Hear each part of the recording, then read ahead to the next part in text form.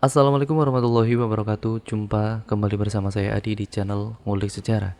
Pada video kali ini saya akan kembali lagi membacakan suatu kisah misteri untuk kalian semua. Yang kali ini berjudul Fitnah yang ditulis oleh Mbak Nafila. Bagaimana ceritanya? Kalian tentu saja pastinya penasaran kan bagaimana ceritanya? Kita langsung saja menuju ke ceritanya. Mari kita simak ceritanya baik-baik. Persiapkan diri kalian.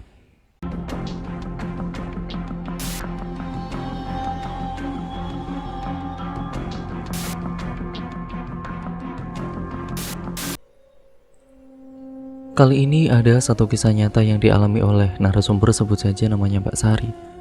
Mbak Sari ini hidup di salah satu desa, tepatnya di Provinsi Jawa Barat. Untuk menyambung hidup, keseharian Mbak Sari sebagai tukang jamu keliling. Mbak Sari yang bekerja sebagai penjual jamu ini pernah dituduh memiliki tuyul yang secara nyata dia itu tidak memiliki, dan bahkan dengan sumpahnya kalau dia tidak pernah ke dukun untuk melakukan pesugihan tuyul. Dan kenyataannya kalau memang Mbak Sari ini mempunyai tuyul, ya seharusnya Mbak Sari kan juga punya kelebihan dalam bentuk materi, tapi itu hanyalah fitnah. Awal kisahnya Mbak Sari yang setiap hari bekerja sebagai tukang jamu, yaitu tukang jamu keliling ke salah satu desa ke desa yang lain dengan menggunakan sepedanya. Pada masa pandemi seperti sekarang ini, Mbak Sari sendiri mengalami kesulitan dalam menjajakan dagangannya.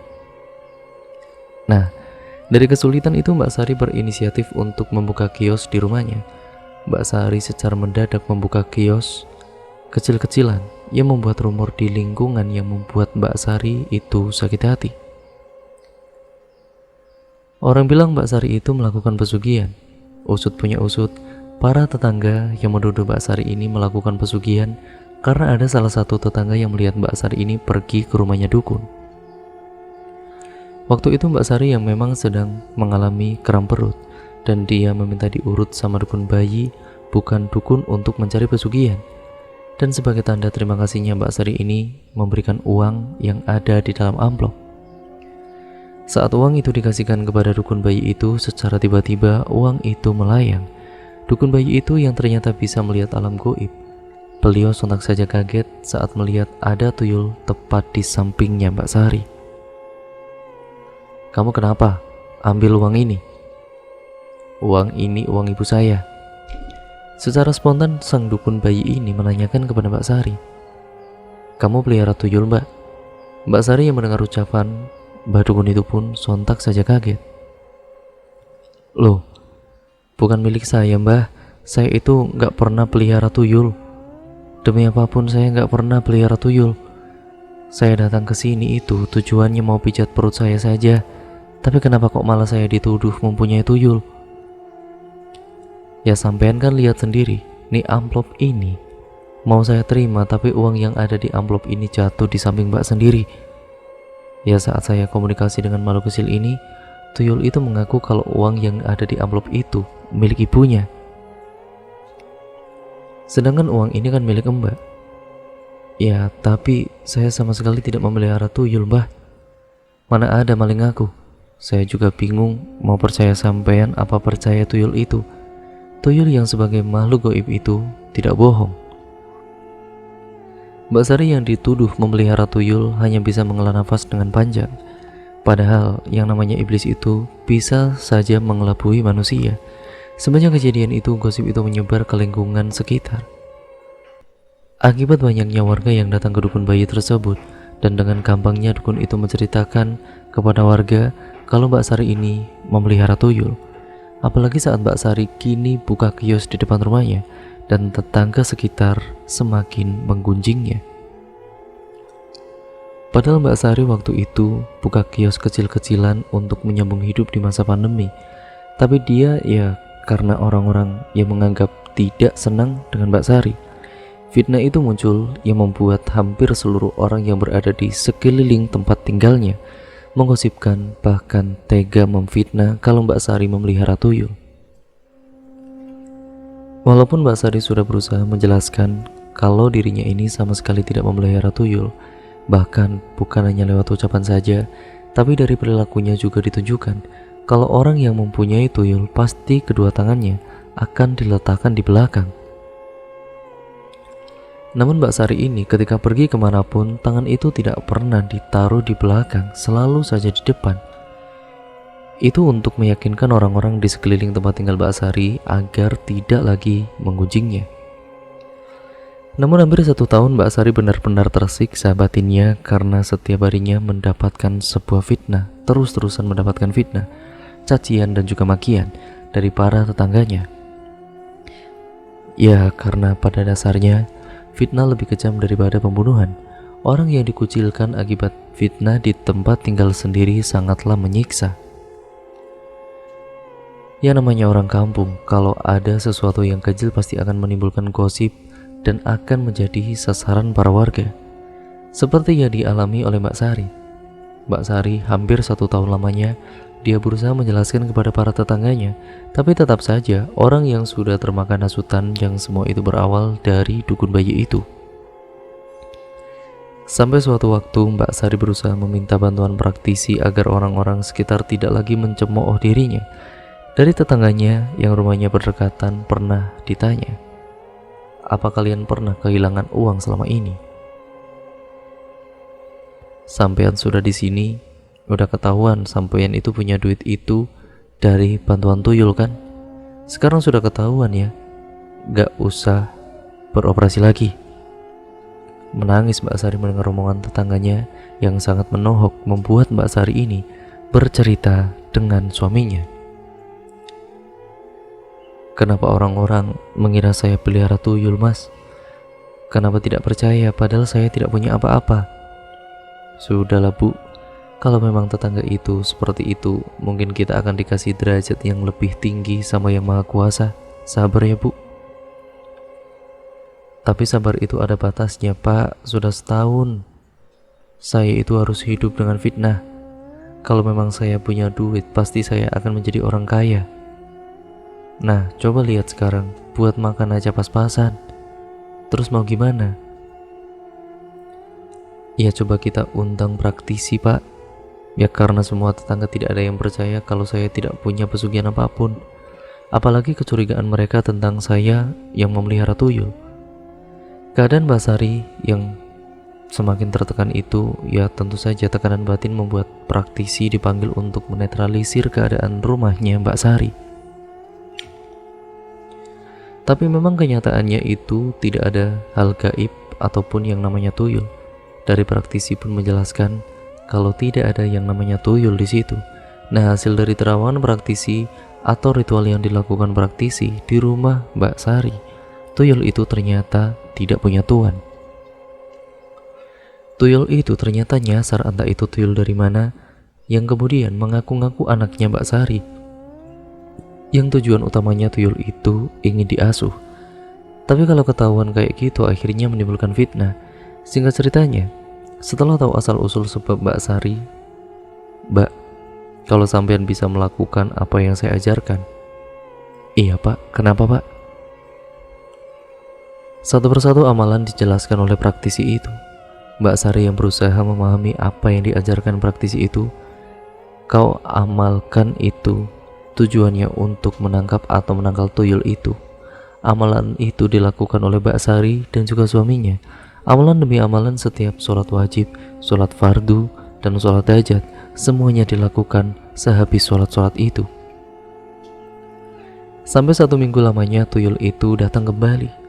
Sewaktu tuyul itu datang, karena saking sakit hatinya Mbak Sari ingin menangkapnya, ingin bunuh tuyul itu, karena Mbak Sari sudah terlanjur sakit hati hampir 1 tahun lamanya. Tapi karena tidak bisa melihat di mana tuyul itu, Mbak Sari hanya bisa merasakan keberadaan tuyul tersebut.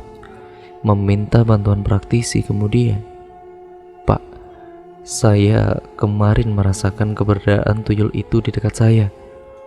Saya dan juga suami saya pun sudah melaksanakan amalan-amalan yang disarankan oleh Bapak." "Iya memang betul. Kalau tuyul itu datang, terus bagaimana?" "Ya pokoknya saya lempar tuyul itu." Dan ternyata apa yang diajarkan praktisi itu benar-benar terjadi. Tuyul itu pun ditangkap dan dilempar oleh Mbak Sari. Setelah tuyul itu dilempar, ada kejadian-kejadian di luar nalar yang dialami oleh Mbak Sari. Sampai hampir kurang lebih 3 bulan lamanya setelah tuyul itu terlempar, Mbak Sari mengalami hal-hal yang di luar nalar. Salah satunya itu perutnya Mbak Sari yang nyatanya tidak hamil, tidak mengandung, namun secara tiba-tiba perutnya itu membesar seperti orang hamil, yang membuat Mbak Sari menangis ketakutan sampai nafasnya sesak karena perutnya yang semakin keras, semakin membesar, yang membuat Mbak Sari sangat kesakitan. Suaminya Mbak Sari yang melihat keadaan istrinya seperti itu sontak saja panik dan juga kaget. "Kamu kenapa? Kamu kenapa?" Mbak Sari yang tidak menjawab pertanyaan dari suaminya. Kira-kira jam 10 malam Mbak Sari dibawa ke puskesmas. Dari pihak puskesmas katanya Mbak Sari ini sedang hamil, tapi kalau memang usia kehamilan itu 6 bulan, ya wajar saja. Tapi yang dirasa Mbak Sari itu, kalaupun misalkan dia hamil dari terakhir haid itu masih berusia 2 bulan dan kondisi perutnya pun belum membesar seperti sekarang ini. Keadaan itu yang benar-benar membuat sepasang suami istri itu sangat bingung. Sebenarnya apa yang membuat semua ini terjadi? Jam 12 dini hari suaminya Mbak Sari mendatangkan praktisi ke rumahnya kembali karena kondisi perutnya yang semakin membesar dan besar, semakin sakit sampai sesak nafas. Namun praktisi itu tidak bisa datang malam itu juga, tapi bisa datang besok pagi. Dan praktisi itu hanya berpesan amalkan amalan yang sudah saya ajarkan. Saat itu pun dilakukan oleh suaminya dan juga Mbak Sari.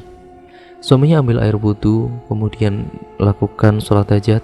Setelah itu meminta barokah, doa, dan membaca sholawat Nabi yang diusapkan kepada perutnya si Mbak Sari ini. Diusapkanlah terus-menerus yang membuat nafas Mbak Sari yang tersengal-sengal kian teratur dan mulai normal kembali. Keadaan perutnya membesar. Kira-kira jam 1 malam perutnya berangsur-angsur mengecil. Tiba-tiba keesokan harinya kondisi perutnya Mbak Sari membesar lagi, dan itu membuat suaminya itu sangat khawatir. Perut yang tiba-tiba membesar seperti hamil 6 bulan itu membuat suaminya khawatir. Dan dari mana istri saya kok tiba-tiba bisa seperti hamil seperti ini? Kenapa perutnya membesar seperti hamil 5-6 bulan? Padahal baru kemarin datang bulan. Kekhawatiran itu muncul karena ya memang semalam Mbak Sari bisa beristirahat. Kondisi nafasnya masih teratur dan rasa sakitnya mereda semenjak perutnya itu dibacakan sholawat Nabi. Memang sudah lentur, tapi kondisi perutnya yang membesar itu tidak mengecil. Ini yang membuat suaminya itu khawatir. Dan di pagi harinya itu suaminya meminta temannya untuk menghubungi praktisi. Praktisi itu paginya datang ke tempat Mbak Sari dan juga menjelaskan kalau kondisi perutnya Mbak Sari ini ada sesuatu yang benar-benar di luar nalar. Kalau di dalam perutnya Mbak Sari itu seperti sudah ada bayi yang akan lahir ke dunia. Padahal secara akalnya ya tidak mungkin. Mbak Sari yang tidak percaya dengan ucapan praktisi yang katanya ada janin yang sudah siap dilahirkan. Mbak Sari sudah benar-benar frustasi pada kala itu, dan saat itu juga keperiksa ke dokter. Sementara praktisi sama suaminya mendampingi Mbak Sari yang naik becak, dan juga suaminya serta praktisi itu menaiki sepeda motor. Sampai ke satu puskesmas diperiksalah oleh dokter yang memang ada janin di perutnya Mbak Sari. Tapi tetap saja Mbak Sari serta suaminya ini tidak percaya sepenuhnya kalau Mbak Sari ini sedang hamil. Setelah mendapatkan konfirmasi dari puskesmas, mereka akhirnya pulang ke rumah kembali. Setelah kepulangan dari puskesmas, praktisi ini mendapatkan bisikan goib dan melihat ada yang ganjil di dalam perutnya Mbak Sari. Di dalam perut besar itu benar adanya seperti janin, tapi bukan dari golongan manusia, tapi itu golongan dari tuyul yang pernah dibuang oleh Mbak Sari. Bagaimana bisa tuyul yang dilempar bisa masuk ke dalam perutku? Praktisi ini menjelaskan lengahnya Mbak Sari saat datang bulan itulah titik lemah manusia sebagai kaum yang paling mudah dirasuki atau masuki sosok gaib. Itu membuat sosok gaib tuyul yang akhirnya bisa masuk ke dalam perutnya Mbak Sari agar bisa dilahirkan dalam wujud manusia. Tapi karena keinginan Mbak Sari dan juga suaminya agar kondisi perutnya benar-benar seperti orang yang normal, bukan orang yang mengandung, dan itu sempat membuat tetangga sekitar itu geger. "Hah, Mbak Sari kok hamil ya?" Mbak Sari kok perutnya besar? Kemarin kan perutnya biasa-biasa saja. Di situ ada banyak warga yang berdatangan menjenguk Mbak Sari. Nah, disitulah akhirnya terjawab jelas bahwa selama ini Mbak Sari bukanlah pemilik tuyul itu. Tapi itu semua karena tuyul yang tanpa tuan, yang sengaja mengganggu kehidupan rumah tangga Mbak Sari sama suaminya, dan tuyul itu berhasil masuk ke tubuh Mbak Sari. Alhamdulillah, kata praktisi setelah tahu bahwa itu adalah tuyul. Tuyul itu kemudian ditarik paksa keluar oleh praktisi dengan membaca lantunan ayat suci Al-Quran dan juga ayat-ayat ruqyah. Mbak Sari ini saat di ruqyah ayat suci Al-Quran dibacakan, Mbak Sari seperti orang kelimpungan. Aduh, sakit, panas. Teriakan-teriakan Mbak Sari menggema, sementara suaminya cuma bisa membisikkan kalimat, istighfar, dek, istighfar.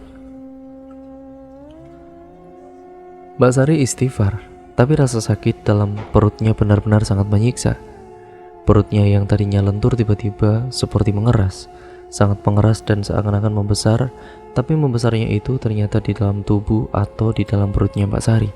Tuyul itu sedang berusaha tetap singgah di perutnya Mbak Sari. Dengan lantunan ayat suci Al-Quran, dengan lantunan ayat-ayat suci Al-Quran juga dan juga ruqyah yang ditujukan untuk Mbak Sari, butuh waktu setengah jam lamanya, dan juga disaksikan oleh para tetangga sampai tetangganya ini benar-benar kebingungan harus bagaimana karena melihat kondisi Mbak Sari yang kesakitan dan juga ketakutan. Aduh, sakit sekali, panas, perih, sakit sekali. Arangan terus menerus sampai setengah jam lamanya. Dan juga yang lebih mengejutkannya lagi, setelah setengah jam itu, kondisi perutnya Mbak Sari seperti orang yang benar-benar tidak dalam keadaan hamil. Karena secara tiba-tiba perutnya Mbak Sari ini langsung mengecil seperti kondisi perut Mbak Sari yang sebelumnya. Loh, tuyulnya mana? Kemana tuyulnya? Katanya ada tuyul di dalam perutnya Mbak Sari. Tuyulnya di mana? Tuyul itu ternyata sudah disiapkan tempat oleh praktisi berupa botol kecil. Tuyul itu dimasukkan ke dalam botol itu lalu ditutup. Bagi orang yang tidak mempunyai kelebihan, ia tidak bisa untuk melihatnya. Akan tetapi, ada salah satu saksi kalau ternyata tuyulnya itu benar-benar ingin menjadikan Mbak Sari sebagai tuannya atau ibunya. Bukan dari keinginan Mbak Sari sendiri, karena Mbak Sari tidak melakukan ritual apapun. Kesaksian dari orang yang bisa berkomunikasi dengan tuyul itu yang ada di dalam botol dan juga penjelasan itu dibenarkan oleh sang praktisi. Semenjak kejadian itu, praktisi dan juga beberapa orang di sekitaran meminta praktisi itu untuk menjauhkan tuyul itu sejauh-jauhnya. Praktisi pun memagari rumahnya Mbak Sari agar tidak mudah dimasuki oleh sosok gaib manapun atau apapun. Dengan 7 kali putaran, kemudian praktisi itu memagari rumah Mbak Sari. Benar apa yang dikata oleh suaminya itu, bahwa di balik setiap ujian akan dimuliakan, dan semenjak saat itu juga, di masa pandemi kiosnya Mbak Sari semakin banyak pembeli karena para warga sekitar tidak takut lagi belanja di tempatnya Mbak Sari. Semoga cerita ini memberikan wawasan dan juga pemahaman bahwa kita jangan terlalu berburuk sangka ya teman-teman terhadap siapapun itu. Jangan menghakimi seseorang dari perilakunya saja. Dan cerita pun akhirnya selesai sampai di sini ya teman-teman. Terima kasih untuk kalian semua yang sudah menyimak video kali ini dari awal sampai akhir. Terima kasih untuk semuanya dan juga untuk kalian semua tentunya yang sudah mensupport channel ini dari awal sampai sekarang ini. Jangan lupa untuk kalian like, komen, dan share video kali ini sebanyak-banyaknya. Dan jangan lupa pula untuk kalian klik tombol subscribe serta nyalakan tombol lonceng notifikasinya agar kalian tidak ketinggalan video terbaru selanjutnya dari channel ini. Dan dengan cara itu juga kalian sudah mensupport channel ini agar channel ini bisa berkembang menjadi channel yang jauh lebih baik lagi ke depannya. Baik buruknya yang terkandung dalam cerita pada kali ini, semoga kalian bisa mengambil pembelajarannya ya teman-teman. Yang baik kalian ambil, yang buruk kalian buang jauh-jauh. Dan jadikan itu semua sebagai pembelajaran untuk kita semua agar kita menjadi manusia yang jauh lebih baik lagi ke depannya dalam menambah kehidupan ini. Sekian dan terima kasih. Saya undur diri dan sampai berjumpa di video yang selanjutnya. Wassalamualaikum warahmatullahi wabarakatuh.